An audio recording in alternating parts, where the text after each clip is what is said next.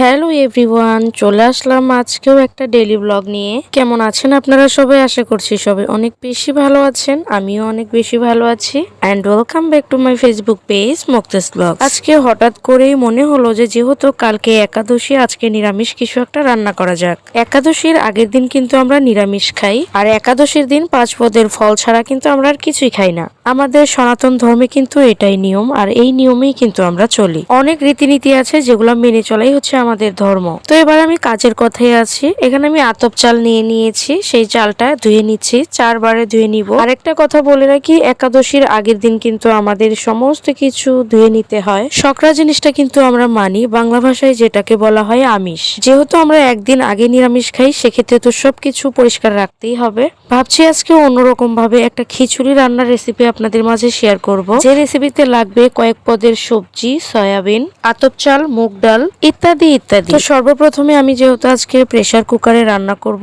Pressure cooker দিয়ে দিলাম। এখানে আমি সয়াবিন তেল দিয়ে দিয়েছি, এখানে দিয়েছি তেজপাতা, তারপর দিয়েছি শুকনা মরিচ, এখন দিয়ে দিলাম 5 ফোড়ন। যারা 5 ফোড়ন খেতে পারেন না তারা কিন্তু চাইলে জিরা, দারুচিনি, এলাচও দিতে পারেন, সেভাবেও কিন্তু খিচুড়িটা খেতে অনেক ভালো লাগবে। তারপর আমি মুগ ডালটা ভেজে কিন্তু ধুয়ে নিয়েছিলাম, চালের সঙ্গে মিশিয়ে রেখেছিলাম। মুগ ডাল আর আতপ চালের খিচুড়ি মানেই দারুণ একটা কম্বিনেশন। বেসিক্যালি যখন বৃষ্টি থাকে, নিজের একটা ছোট্ট অভিজ্ঞতা থেকে বলতে পারি, যখন বৃষ্টি আসে তখন কিন্তু প্রায় মানুষই খিচুড়ি জিনিসটাকে অনেক বেশি মিস করে। আমার বিষয়টাও কিন্তু একটুও ব্যতিক্রম না, মানে সেম, আমিও খিচুড়ি জিনিসটাকে অনেক বেশি মিস করি। এই যে দেখতে পাচ্ছেন, সম্বার করে নেওয়ার পর কিন্তু চাল, ডাল, সবজি, তারপর সয়াবিন, নুন, হলুদ সবকিছুই দিয়ে দিলাম। 1-2 মিনিটের মতো সময় নিয়ে কিন্তু একটু মিশিয়ে নিতে হবে। একটু ভাজা ভাজা করে নেওয়ার পর জল দিলে কিন্তু ওই খিচুড়িটা খেতে ভালোই লাগে। সেম এভাবে একদিন বাসায় আপনারা খিচুড়ি বানাবেন, দেখবেন মুখে লেগে থাকবে। এই খিচুড়িটার ভক্ত আমি কখন থেকে হয়েছি জানেন? একদিন আমরা বাসার সবাই ইসকন মন্দিরে যাই, সেদিন কিসের যেন একটা পূজা ছিল। তো ইসকনের প্রভুরা এসে আমাদের বাসায় নিমন্ত্রণ করে, তারপর আমরা পরের দিন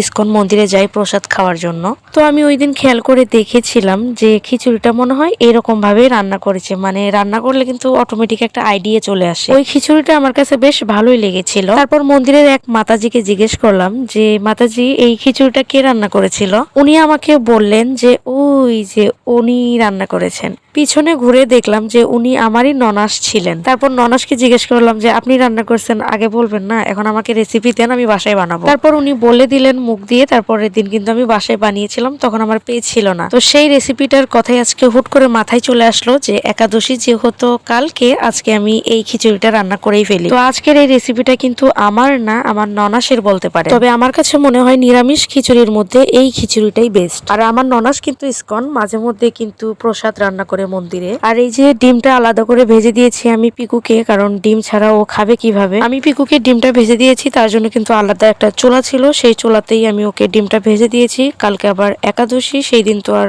আমরা রান্না করব না। তো পিকুকে আমি খাইয়ে দিচ্ছিলাম। আর এরই মাঝে আরেকটা কথা বলে রাখি, এই খিচুড়ি রেসিপিটি ভালো লাগলে লাইক, কমেন্ট, শেয়ার করে দিবেন। আমি আবারও ফিরবো নতুন রেসিপি নিয়ে। Children, tata.